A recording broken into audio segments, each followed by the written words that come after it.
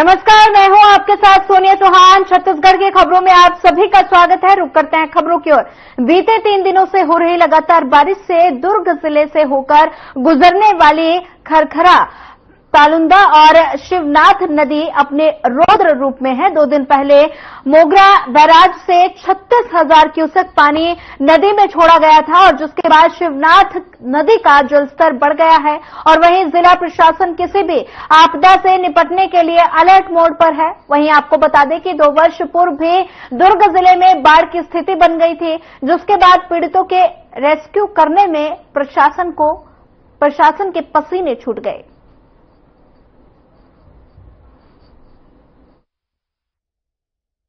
देखिए, लगातार बारिश भी हो रही है और जो मोगरा बैराज है शिवनाथ नदी का, वहां से भी लगभग 36,000 क्यूसेक पानी कल छोड़ा गया था, जिसकी वजह से बाढ़ की स्थिति है।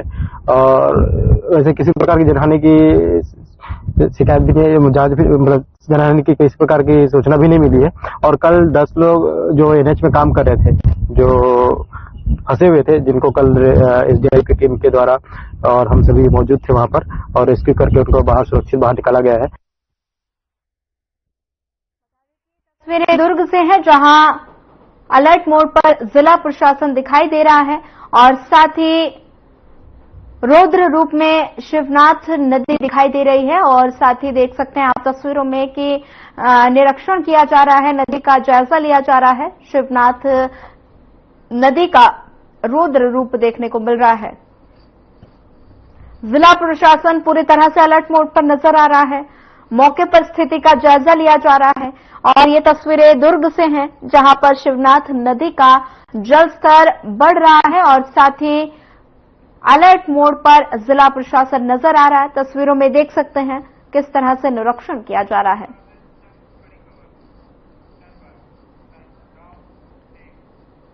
चलिए, इस वक्त आपको बड़ी खबर से रूबरू करवा देते हैं। बड़ी खबर आपको बता रहे हैं बेमित्रा से, जहां नवागढ़ ब्लॉक में सड़क पर उतरे बच्चे, मांगों को लेकर नवागढ़ चौक जाम किया गया।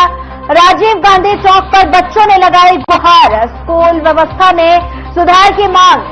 शिक्षक की कमी से नाराज है बच्चे और शिक्षक की कमी से पढ़ाई में आ रही बाधा। इस वक्त की बड़ी खबर बेमित्रा से आपके टेलीविजन स्क्रीन पर। मांगों को लेकर नवागढ़ चौक किया जाम। राजीव चौक पर बच्चों ने लगाई गुहार। शिक्षक की कमी से पढ़ाई में आ रही बाधा। शिक्षक की कमी से नाराज है बच्चे। इस वक्त का बड़ा अपडेट आपके टेलीविजन स्क्रीन पर। बेमित्रा से इस वक्त की बड़ी खबर। मांगों को लेकर नवागढ़ चौक किया गया जाम। राजीव गांधी चौक पर बच्चों ने लगाई गुहार। शिक्षक की कमी से पढ़ाई में आ रही बाधा, ये बच्चों की तरफ से कहा गया है। और साथ ही नवागढ़ ब्लॉक में सड़क पर उतरे बच्चे, देख सकते हैं तस्वीरें। ये तस्वीरें नवागढ़ से हैं, जहां पर अपनी मांगों को लेकर बच्चों ने रोड जाम किया है और साथ ही शिक्षकों की कमी को लेकर ये प्रदर्शन किया जा रहा है। और बच्चे देख सकते हैं तस्वीरों में किस तरह से प्रदर्शन करने को मजबूर है। लगातार प्रशासन से गुहार लगाई जा रही है कि उनकी मांगों को जल्द से जल्द पूरा किया जाए। बच्चों की अगर बात की जाए तो स्कूली बच्चों के ऊपर ही देश का भविष्य निर्भर करता है और साथ ही बच्चों के भविष्य से खिलवाड़ किया जा रहा है और लगातार बच्चे प्रदर्शन करने को मजबूर हैं। शिक्षकों की कमी के कारण बच्चों को सड़कों पर उतरना पड़ा। नवागढ़ ब्लॉक में सड़क पर उतरे बच्चे, तस्वीरों में देख सकते हैं। शिक्षक की कमी से नाराज है बच्चे। बेमित्रा जिला में शिक्षा विभाग पर लगातार सवाल उठ रहे हैं और शासकीय स्कूल में कहीं शिक्षकों की कमी है तो कहीं भवन का हाल बेहाल है। वहीं आपको ये परेशानियों को लेकर खमरिया और आर के स्कूल के बच्चे कलेक्ट्रेट पहुंचे और कलेक्टर से समस्या के समाधान की मांग की गई।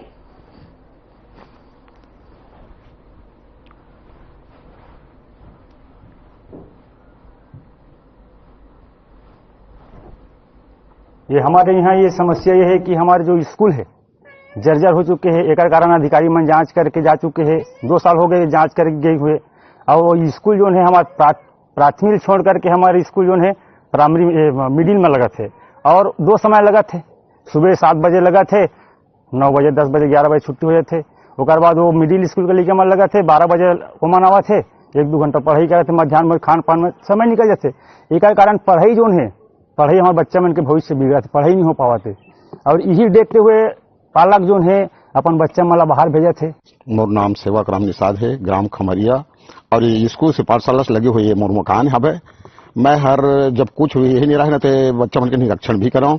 वो समय एक ऐसे रही सब कि मास्टर की जगह नहीं, तो जगह भी दे रहे हैं, समय पड़ी सर तो अभाव रही सब जगह, तो पढ़ाई पर भी जगह दे, ऐसे समय ये चला रहे हैं। तो मोर गांव में अतका टापर रही सब, ये है संकुल में टापर रही मोर गांव, हाँ है पूरा संकुल के नाम रोशन कर रही से।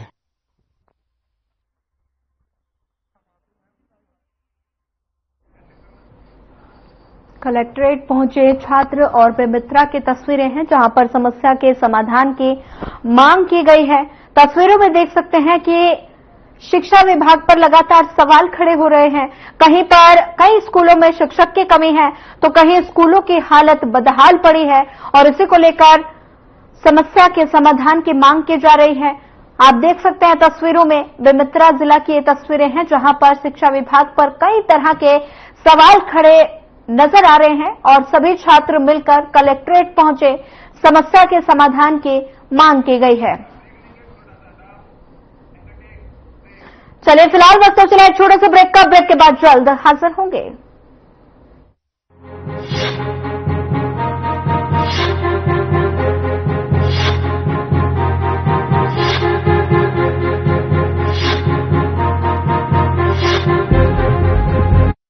सेवा, सुशासन और विकास का पर्याय मुख्यमंत्री श्री विष्णुदेव साय।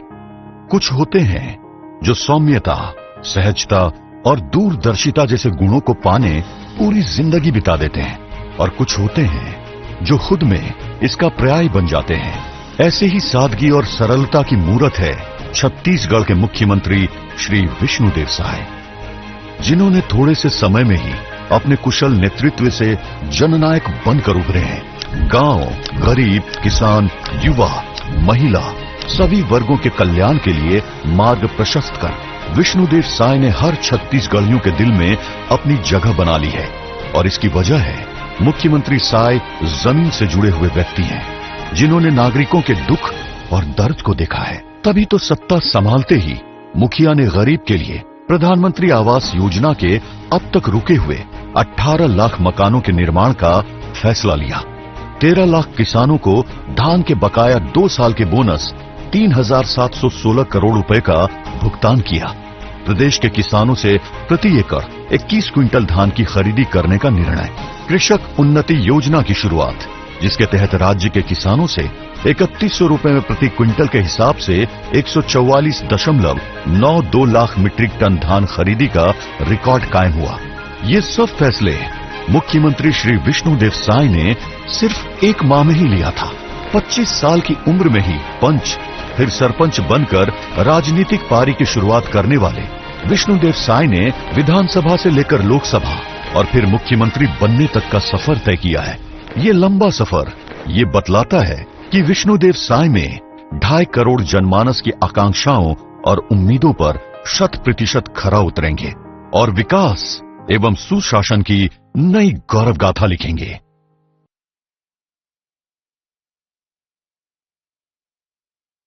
छत्तीसगढ़ में जला है सुशासन का दिया, जिसकी रोशनी ने सबको है छुआ। विष्णु के सुशासन ने हर वर्ग में लाई है खुशियाँ। महिलाओं के तो जीवन में आया है बहुत बड़ा परिवर्तन, क्योंकि उन्हें सम्मान, स्वावलंबन और देने रोजगार संकल्पित है विष्णु सरकार। नारी शक्ति के जीवन को खुशहाली बनाने विष्णु सरकार करने जा रही है एक और अतुलनीय योजना की शुरुआत, महतारी सदन योजना।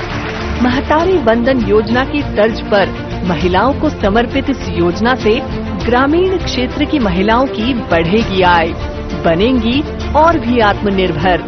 आय बनेंगी और भी आत्मनिर्भर।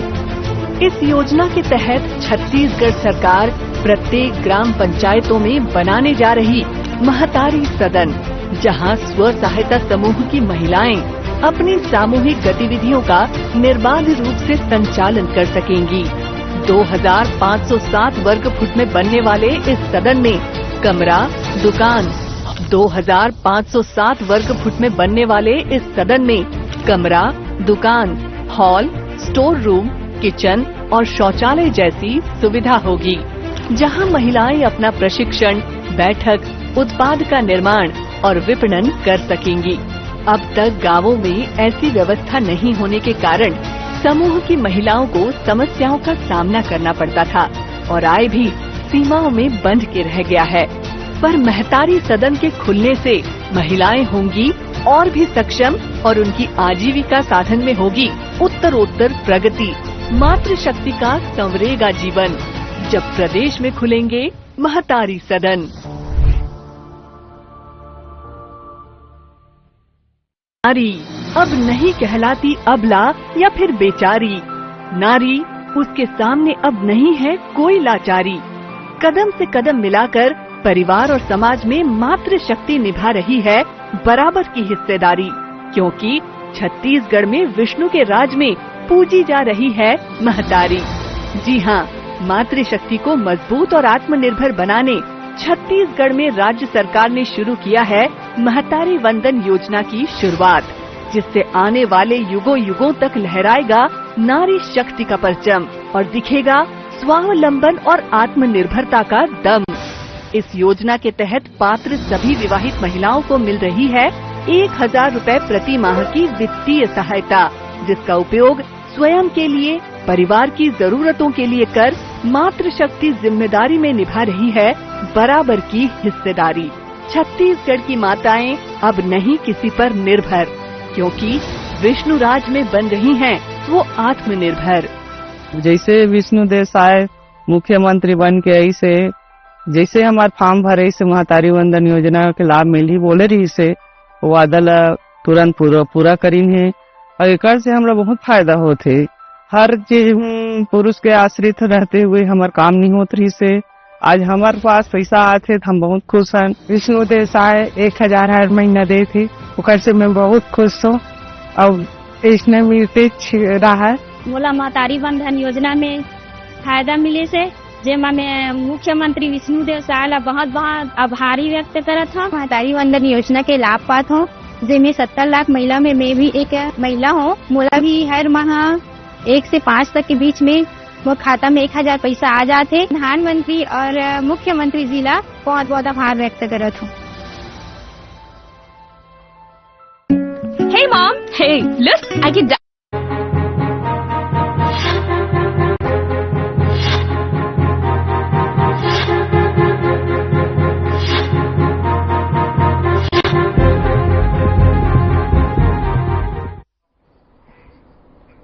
ब्रेक के बाद आप सभी का एक बार फिर स्वागत है। बढ़ते हैं अगले खबर की ओर। दंतेवाड़ा जिला में हो रही लगातार मूसलाधार बारिश से बाढ़ आ गई और जिससे सड़कों पर सैकड़ों घर तबाह हो गए और साथ ही घरों में 4 से 5 फीट तक पानी भर गया, जिसके बाद बाढ़ के कारण पूरा जिला अस्त व्यस्त हो गया। बाढ़ से सैकड़ों घर तबाह हुए। ये तस्वीरें दंतेवाड़ा से हैं, जहां पर 4 से 5 फीट तक सड़कों पर पानी भरा है। पूरा इलाका जलमग्न होता हुआ दिखाई दे रहा है और ऐसे में लोगों को काफी सारी परेशानियों का सामना करना पड़ रहा है।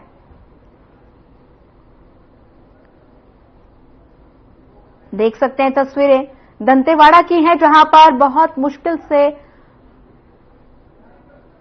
लोगों को काफी ज्यादा परेशानियों का सामना करना पड़ता है।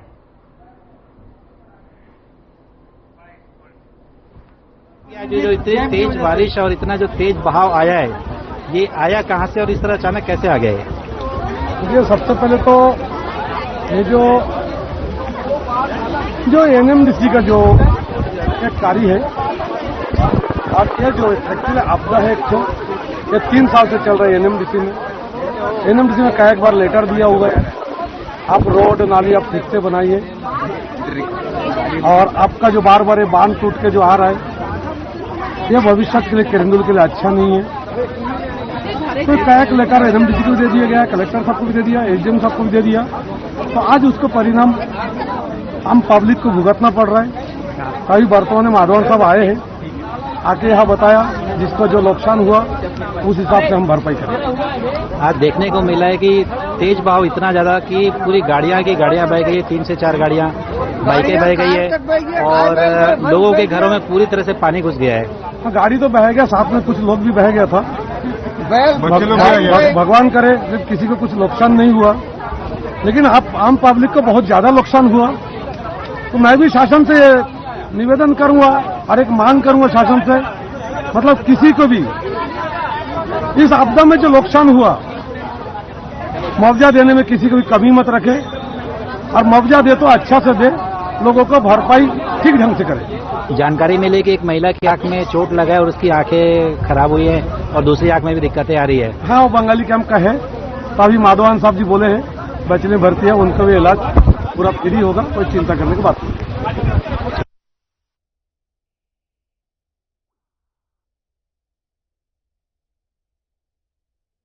लोगों को इस पानी से निकलना पड़ता है। बाढ़ से सैकड़ों घर तबाह हो गए हैं। 4 से 5 फीट तक घरों में पानी भरा हुआ है। तस्वीरों में आप देख सकते हैं किस तरह से पूरा इलाका जलमग्न दिखाई दे रहा है। चारों तरफ पानी ही पानी नजर आ रहा है। लोगों को भारी परेशानी का सामना करना पड़ रहा है और ऐसे में 4 से 5 फीट तक घरों में पानी भरा है, जिससे लोगों का जनजीवन जो है वो पूरी तरह से अस्त व्यस्त होता हुआ नजर आ रहा है।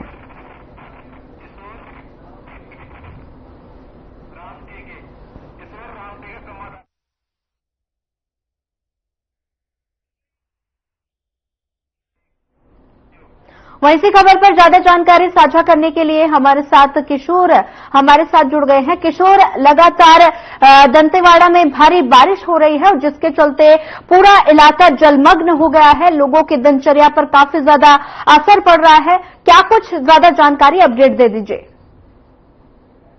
जी, बता दूं कि यहाँ पे करीब 15 से 20 दिनों से कंटिन्यू बारिश चल रही थी, लेकिन 3 से 4 दिनों से कंटिन्यू मूसलाधार बारिश है और बैलाडीला पूरी तरह से पहाड़ों से घिरा हुआ एरिया है, जिसकी वजह से पहाड़ों में बहुत ज्यादा तेज बारिश हुई है।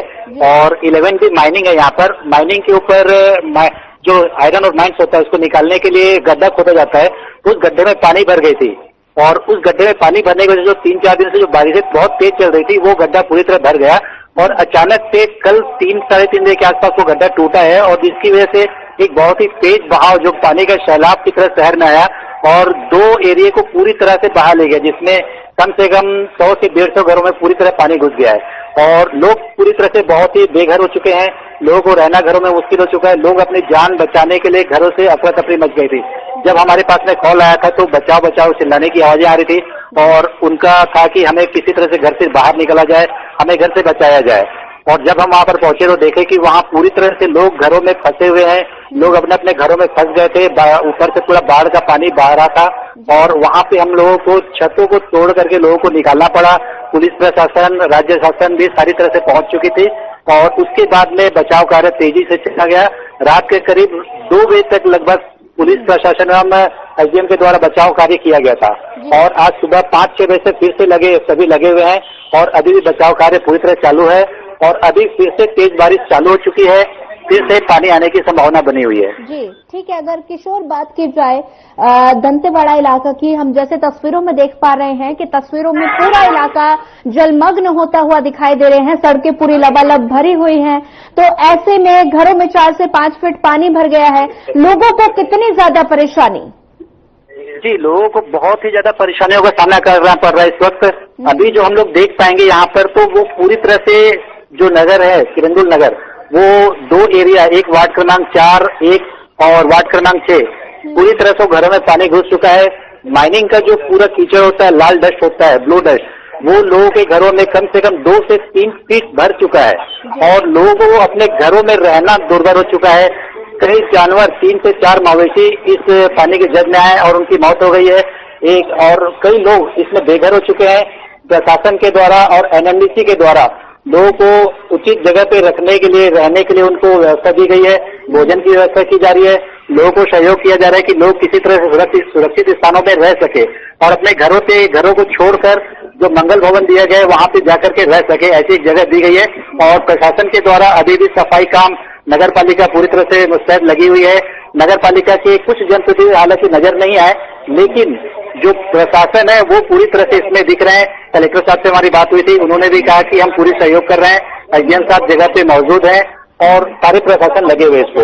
जी ठीक है किशोर, अगर बात की जाए वहां पर बाढ़ से सैकड़ों घर तबाह हो गए हैं, घरों में 4 से 5 फीट तक पानी भरा है, तो ऐसे में लोगों का तो जनजीवन अस्त व्यस्त हो ही गया है। तो ऐसे में आपने जैसे कहा कि रेस्क्यू किया जा रहा है, तो ऐसे में कितने लोगों का रेस्क्यू जो है अभी तक हो चुका है? जी, हमारे द्वारा 3 लोगों का रेस्क्यू किया गया था छत को तोड़ करके। उसके बाद में जो रेस्क्यू किया गया, लोग घरों में जो फंसे हुए थे, कम से कम ऐसे 100 से 200 लोगों का रेस्क्यू किया गया जो अपने घरों में फंसे हुए थे, घर से जिनका निकलना मुश्किल हो चुका था, जो घर में पानी भरने की वजह से घरों के दरवाजे बंद हो गए थे, घरों के दरवाजों को तोड़ करके निकाला गया, कीचड़े भरी थी तो दरवाजे भी खोलना मुश्किल हो पा रहा था। ऐसे में घरों के दरवाजों को, खिड़कियों को तोड़ तोड़ के लोगों को बाहर निकालना पड़ा है और एक चीख और अफरा तफरी मची हुई थी कि लोग हमें कैसे बचा सकते हैं, लोग कैसे बच सकते हैं।